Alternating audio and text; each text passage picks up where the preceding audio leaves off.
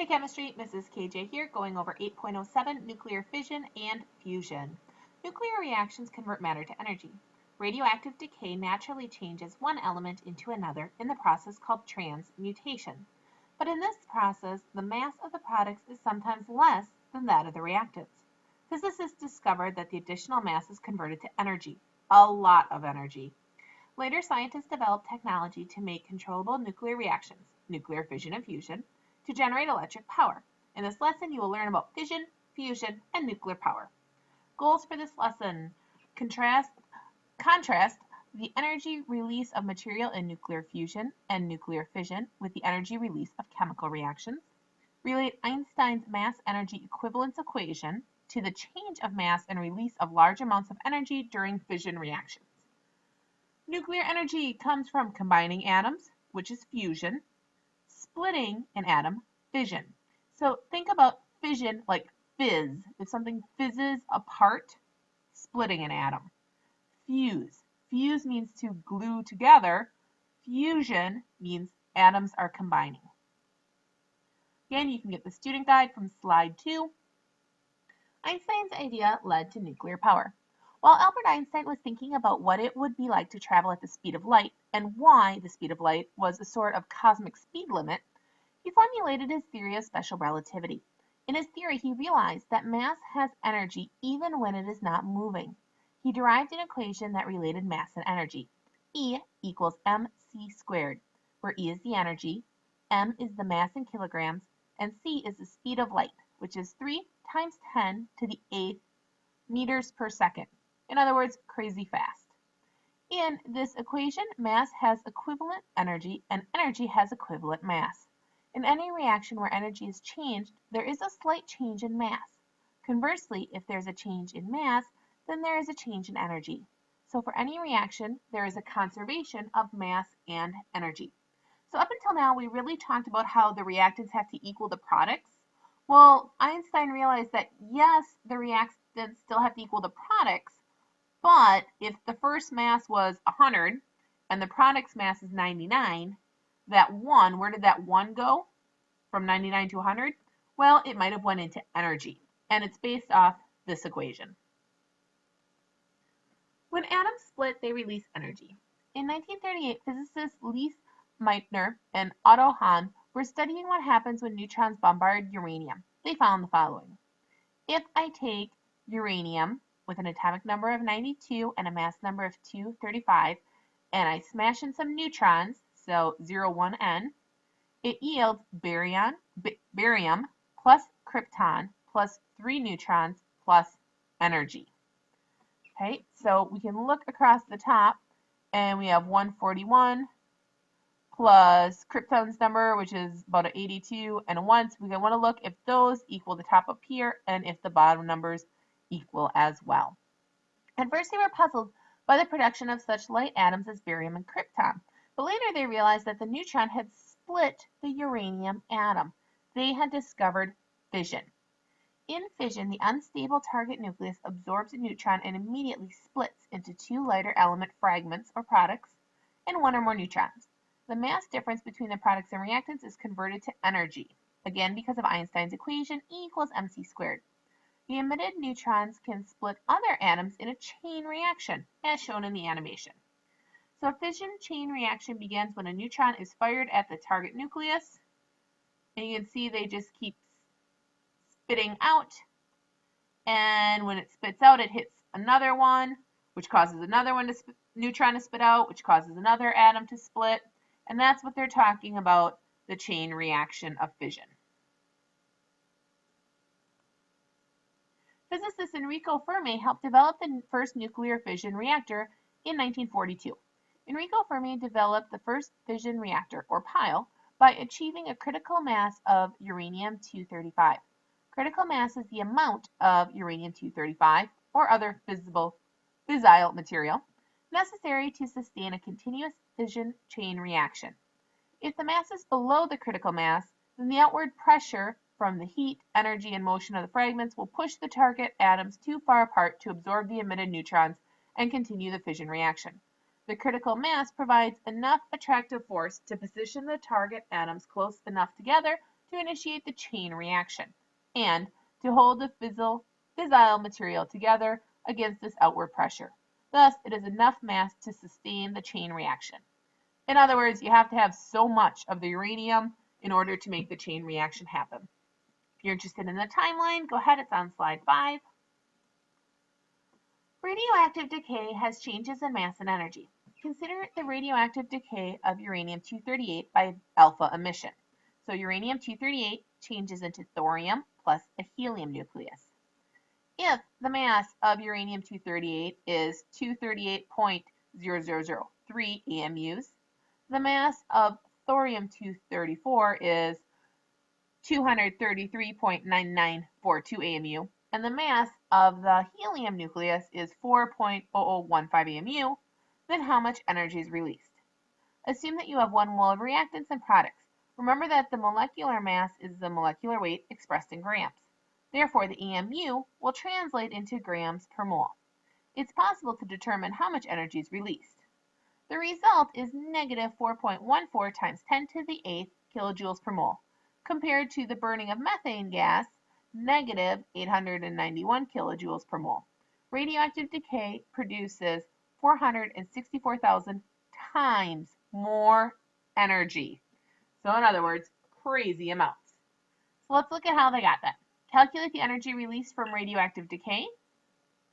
So here we have all of our information. We make a list of what we're given. We know the mass of the uranium, the thorium, the helium nucleus, and we know C. What's C again? C is the speed of light, and we want to find the change in energy. So the first thing that we wanted to do is find our mass. So the mass of the products minus the mass of the reactants. When we figure that out, we get negative 4.6 times 10 to the 6 kilograms. Mass must be in kilograms for energy calculations to yield results in joule. Then, now that we have our mass, we can calculate energy. So E equals mc squared, we put in our mass, we put it in the speed of light, and we square it, and that gives us our energy, and then we just converted it to kilojoules by either dividing by 1,000 or moving the decimal 3 places. The negative sign means that the reaction is exothermic, which means heat is what? Given off. All right, let's check in with our notes. I just copied down the student guide. I kept our keywords. Fission, the process whereby a heavy nucleus splits into 2 intermediate-sized nuclei with the emission of neutrons and conversion of mass into energy that is released. Fusion, the process whereby smaller nuclei fuse to form larger ones with mass converted into energy that is released. Now remember, fission and fusion, we're taking one element and changing it into at least one other element. This is different than chemical reactions because now we're messing around with the nucleus. We're changing the number of protons. When you change the number of protons, you have a new element. Nuclear reactor, a contained vessel in which nuclear reactions take place. Einstein discovered that energy can be converted into mass and vice versa by the formula E equals mc squared. The mass is in kilograms, and C equals the speed of light, which is 3 times 10 to the 8th meters per second. Very little mass makes a lot of energy. Enrico Fermi developed the first fission reactor, or pile, by achieving a critical mass of uranium-235. Critical mass is the amount of fissile material necessary to sustain a continuous fission chain reaction. Neutrons emitted from one act of fission hitting another atom of uranium and continuing the process. All right, then we had our math problem. So we have the decay of uranium into thorium and a helium nucleus. They give you the mass of uranium, thorium, helium, and they give you the speed of light, which is C. So we need E equals mc squared. We have our C. We need to find our mass. Okay, now remember, when you have a chemical reaction, you have the amount in the reactants equals the amount in the products. So what they did is they said, okay, if I want to know the change in mass, because this time the amount of mass in the products did not equal the mass of the reactants, because some of that mass was changed into what? It was changed into energy. So that's why they subtracted the products from the reactants and said, okay, there's this much mass, not very much, but it's been changed into energy. So it's negative 4.6 times 10 to the negative 6. Why is that negative important? It tells us that the reaction is exothermic. Note, mass must be in kilograms for energy calculations to yield results in joules. So we had to change it to kilograms. Then we plug it all in the equation, and you get negative 4 times 10 to the 14th times 10 to the 8th kilojoules, which is a lot of energy. Now, please plug this in your calculator. Make sure you know how to use your calculator with all these exponents and squaring and stuff. Okay, back to the lesson. The first nuclear bombs used fission. In the early days of World War II, physicist Robert Oppenheimer and General Leslie Groves led the U.S. effort to develop an atomic bomb in what was called the Manhattan Project. The problems involved enriching uranium-235, storing subcritical uranium-235 mass in a bomb casing, and finding a way to initiate a chain reaction of 235 uranium fission. In July 1945, the first atomic bomb, codenamed the Gadget, was ready to test. 2 ways to initiate nuclear reactors were developed. Number 1, gun type. Explosives fire a piece of uranium-235 into subcritical uranium-235 to create supercritical mass. Or you can have an implosion. Explosives create shock waves that are directed inside a sphere to compress the subcritical atom of 244 plutonium, or Pu, core into supercritical mass. 2 bombs were detonated in Japan over Hiroshima in August 6 of 1945, and one over Nagasaki, August 8 of 1945. The immense devastation forced the Japanese to surrender on August 10, 1945, and ended World War II. These are not on your quizzes or tests, and we're not going to add those to your notes. It's more of a historical view. Fission provides energy for electricity. So obviously there's some very awful things that can be done with nuclear power, and of course there's always the opposite. There's some very good things that can be done. Fermi's nuclear reactions could be controlled in a contained nuclear reactor and could produce heat to make electricity. In a nuclear power plant, the following happens. Fission occurs in the reactor core, and boron rods control the reaction by absorbing excess neutrons. The heat from fission transfers to pressurized water circulating through the core, the primary coolant loop. The hot, pressurized water transfers heat to water in another loop called the secondary loop, creating steam. Steam drives a turbine attached to an electrical generator to make electricity. After passing the turbine, the steam gets condensed to water, which is then recirculated. The reactor's concrete structure prevents radiation leaks from the reactor to the environment. All right, so fission occurs in the reactor core, and that produces the heat. Water removes heat from the reactor chamber. Okay, so it starts out here. We have the nuclear reaction. We have the water taking that heat. Hot pressurized water transfers the heat to a secondary loop, creating steam. Okay, and when you have steam, they've been using that for hundreds of years, like in steam engines, and they use that steam to turn the turbine. So steam drives or turns a turbine attached to an electrical generator to make electricity.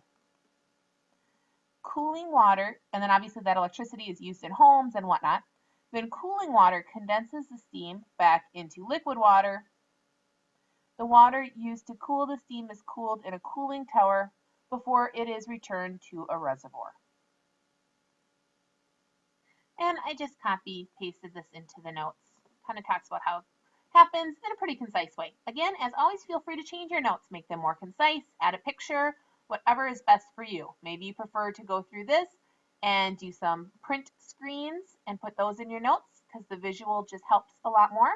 Whatever is best for you is how you should do your notes. And I'm going to run out of time, so we will start the next video with this slide.